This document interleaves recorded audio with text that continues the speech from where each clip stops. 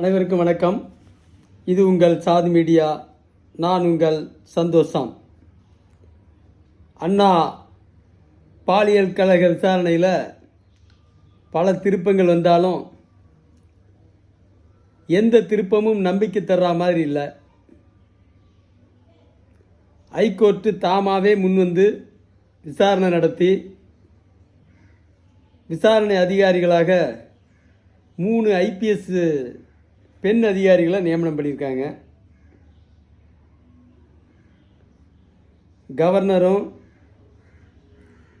பல்கலைக்கழக வேந்தருமான RN ரவி அவர்களும் அண்ணா பாலியல் கழகத்திற்கு சென்று விசாரணை முடிச்சு வந்திருக்காரு. எடப்பாடியார் அவர்கள் மிகப்பெரிய போராட்டத்தையும் நடத்தி யார் அந்த சார் என்கிற பெயரில் எல்லா பக்கமும் போஸ்டர், திரும்புகிற பக்கம்லாம் போஸ்டர் மயமாக இருக்குது. முன்னாள் கவர்னர் தமிழிசை அவர்களும் கூட ஒரு மிகப்பெரிய போராட்டத்தை நடத்தி கைதாகியிருக்காங்க. தமிழகமே கொந்தளிச்சு கிடக்குது. பெண் பிள்ளையை பெற்றவங்க நிலத்தடுமாறி நிற்கிறாங்க. இதில் அண்ணாமலை கூட தனக்குத்தானே சவுக்கடி கொடுத்து சாட்டையால் அடிச்சுக்கிட்டு நீதி கேட்டிருக்காரு. ஆனால் என்ன நிலைமை? திமுக தலைவர்களும் மந்திரிகளும் திமுக ஊடகங்களும் நக்கல் நையாண்டி பேசுகிறதுலையே குறியாக இருக்கான். பாதிக்கப்பட்ட பெண்ணையே இழிவுபடுத்துறதுலையும் அந்த பெண் மேலேயே குற்றச்சாட்டு சொல்கிறதுலையும் அவங்க ரொம்ப அக்கறையோடு இருக்காங்க. அந்த பெண் ஏன் 7 மணிக்கு மேலே போனாங்க? இதை கோர்ட்டே கண்டனம் தெரிவிச்சிருக்குது. 7 மணிக்கு மேலே போனாங்கன்னா அப்போ ஃபஸ்ட்டு ஷோ படம் விட்டால் மணி 9:30 மணி ஆகுமே, வீட்டுக்கு போக முடியாது. அப்போ 6 மணிக்காச்சு கேன்சல் பண்ணிட்டீங்களா?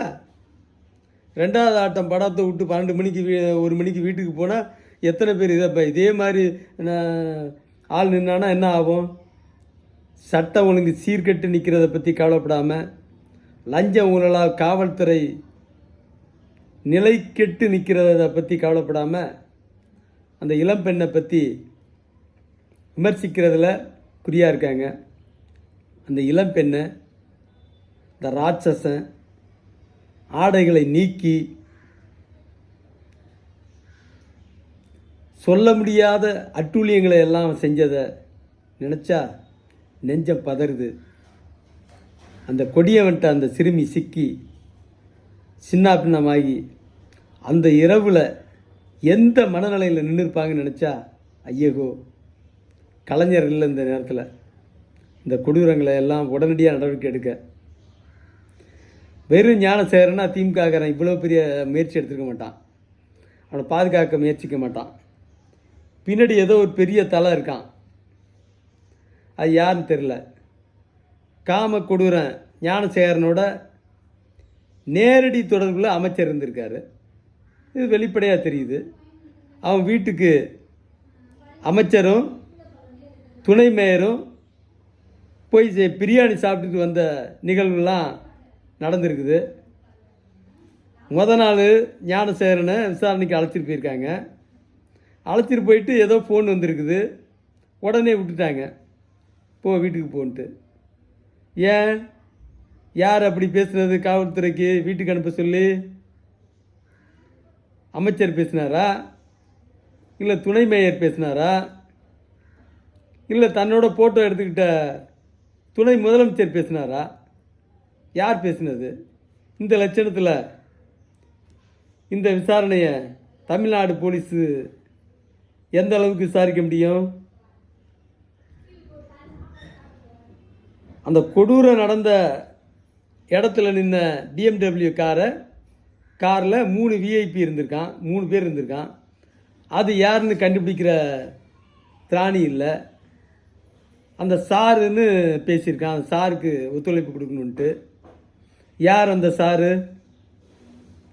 குற்றவாளி ஞானசேகரனை பிடிச்ச போலீஸு அவசரமாக பிடிச்சிட்டோம், குயிக்காக பிடிச்சிட்டோம், புகார் வந்த குறிப்பிட்ட கால நேரத்தில்னு சொல்கிற போலீஸு அந்த சாரை ஏன் பிடிக்க தயங்குது? அந்த BMW காரில் இருந்த அந்த 3 விஐபிகளை பிடிக்கிறதுக்கு ஏன் தயங்குது? காவல்துறை ஞானசேகரனுக்கு ராஜ மரியாதை கொடுக்கறத பார்க்குறோம். காலில் உண்மையிலே உடைச்சிருக்காங்களா இல்லை நாடகம் ஆடுறாங்களாங்கிற சந்தேகம் உலகம் முழுக்க இருக்கிற தமிழ் மக்களுக்கு இருக்குது. ராஜ மரியாதையோட சொகுசு வாகனத்தில் அழைச்சிட்டு போன அந்த கதையெல்லாம் பார்க்கும்போது, உட்கார வச்சிருந்ததை ஃபோட்டோவை பார்க்கும்போது காவல்துறை அப்படி ஒன்றும் நடவடிக்கை எடுக்கும் போல தெரியல. இவ்வளோ தூரம் செயல்படுதுன்னு சொன்னால் சென்னையின் மிகப்பெரிய பாலியல் கேங்காக இந்த கேங் இருக்கக்கூடும். இந்த வழக்கில் இன்னும் மிகப்பெரிய விஐபிகள் யாரோ சிக்கிறாங்க. இவனை பிடிச்சோம்னா அப்புறம் அதெல்லாம் காட்டி கொடுத்துருவான், இவனுக்கு எதிராக தான் நடவடிக்கை எடுத்தா என்பதால் அவங்க நடவடிக்கை எடுக்காமல் இருக்காங்க. ஒரு கால் அந்த ஞானசேகரனை சரி கட்டிக்கிட்டு அவங்க போக்குக்கு அதுக்கப்புறமா விஐபியை மட்டும் காட்டி கொடுக்காத ஒன்னோட முடிச்சிக்கன்னு சொல்லி அதுக்கப்புறமா விசாரணை அது இதுன்னு நடத்துகிறாங்களோ இன்னும் தெரியல. இந்த வழக்கில் தமிழ்நாடு போலீஸ் விசாரித்தா எந்த நீதியும் கிடைக்காது. சிபிஐ விசாரித்தா கொஞ்சத்துக்கு கொஞ்சம் நீதியாவது கிடைக்கிறதுக்கு வாய்ப்பு இருக்குது. எல்லாத்த விட இதில் கள்ள மௌனம் சாதிக்கிற ஸ்டாலினுக்கு இந்த மண்ணை படைத்த கடவுளும் இந்த மண்ணின் மக்களும் தான் பாடம் புகட்டணும். நன்றி, வணக்கம்.